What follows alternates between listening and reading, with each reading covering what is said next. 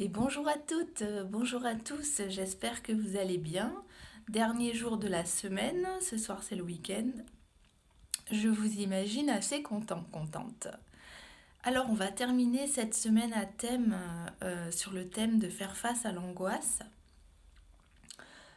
Je serais intéressée de savoir si l'étape 3, à savoir celle d'hier, vous a beaucoup aidé en termes d'entraînement, en termes de mise en situation en milieu sécurisé et ensuite en mise en situation réelle.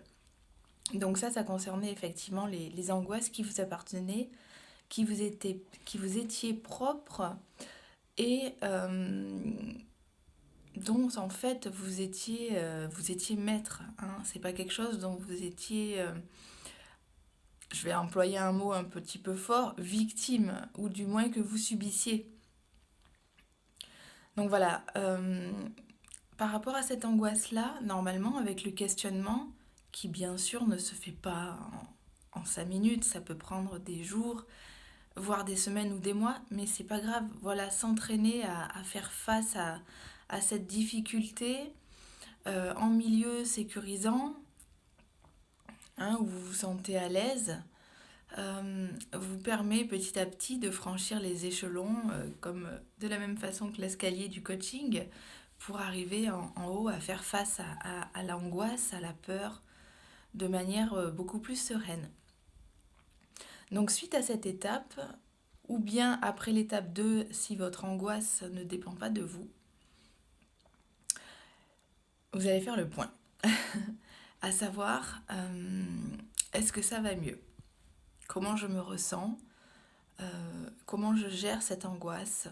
Est-ce que j'ai réussi à la mettre à distance? Est-ce que j'ai pu... voilà, elle est toujours là, mais euh, me permettre d'être mieux avec elle, plus sereine. Je vous laisse un petit peu réfléchir.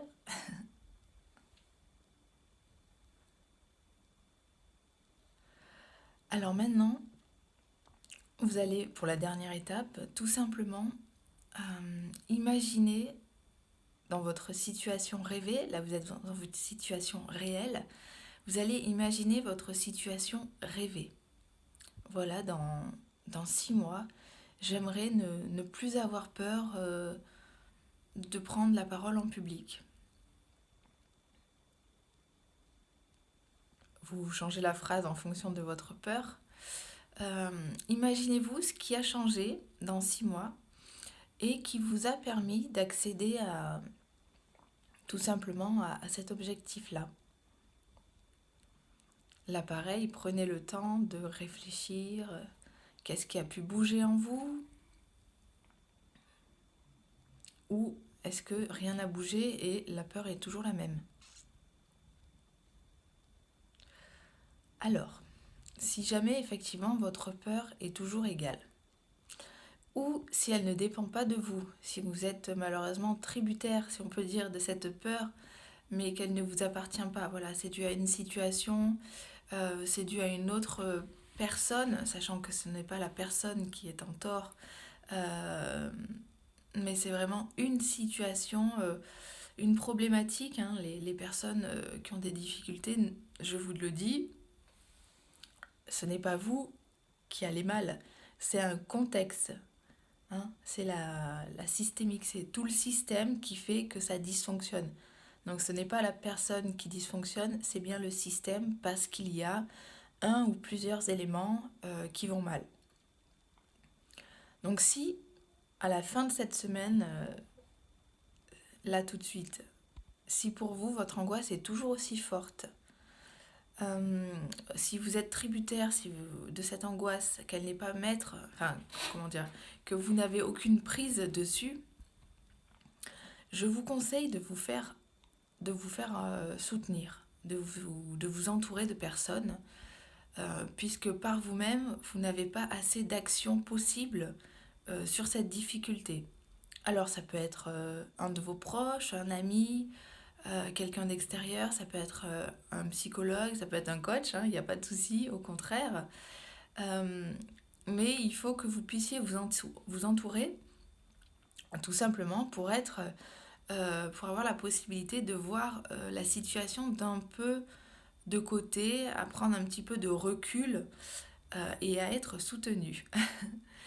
Donc, écoutez, je vous propose à mon humble niveau de vous accueillir en coaching. Je vous rappelle, hein, mine de rien, que je propose des coachings gratuits jusqu'à la fin juin, puisque j'ouvrirai ma structure en juillet. Donc n'hésitez pas, profitez-en, sachant que j'ai de moins en moins de place, ce qui est logique puisque j'ai eu plusieurs demandes. Euh, Si vous souhaitez vous entourer d'autres personnes, faites-le, il n'y a aucun souci. L'essentiel, c'est que vous ayez pu faire le point toute cette semaine avec votre peur, avec votre angoisse, savoir si oui ou non elle vous appartient, savoir si oui ou non vous avez la possibilité de manière autonome de pouvoir la réduire ou la faire disparaître, hein, ça serait encore mieux, mais déjà avoir une possibilité de réduction, c'est pas mal, c'est même super. Et si c'est pas le cas pour diverses raisons, voilà, entourez-vous, soyez soutenus, parce que même si la peur voilà, est vraiment une partie inhérente de la vie de l'humain et de tout être, si possible, c'est pas forcément le mieux de conserver cette peur sur de longues périodes. Hein. Voilà, c'est vraiment, vous vous rappelez, à l'étape 1, c'est une alerte, alerte, alerte, alerte. Voilà, c'est une alerte pour dire il y a un souci. Et maintenant, vous savez quel est le souci, mais voilà, il faut pouvoir donner une réponse en fait à cette peur, une réponse à cette alerte, tout simplement pour vivre mieux. J'espère que ces 4 étapes vous auront aidé, que ça vous aura permis éventuellement d'avoir un jour nouveau sur votre situation et que vous vous sentez un petit peu mieux à l'issue de ces 4 étapes. Je reste à votre disposition, n'hésitez pas à partager mes vidéos, liker, hein. Ne vous retenez pas. Et puis surtout, n'hésitez pas à me contacter si vous en avez envie pour que je puisse éventuellement vous coacher. Je vous souhaite un très très très joyeux week-end, merveilleux week-end. Voilà, sans faire de choses extraordinaires, mais juste le plaisir de se poser, de se détendre, c'est vraiment l'essentiel, surtout dans le climat actuel, contextuel de la société, avec tous les soucis. C'est bien aussi de pouvoir faire un break. Donc, bon week-end à tous et à toutes, et puis à la semaine prochaine. Bye bye.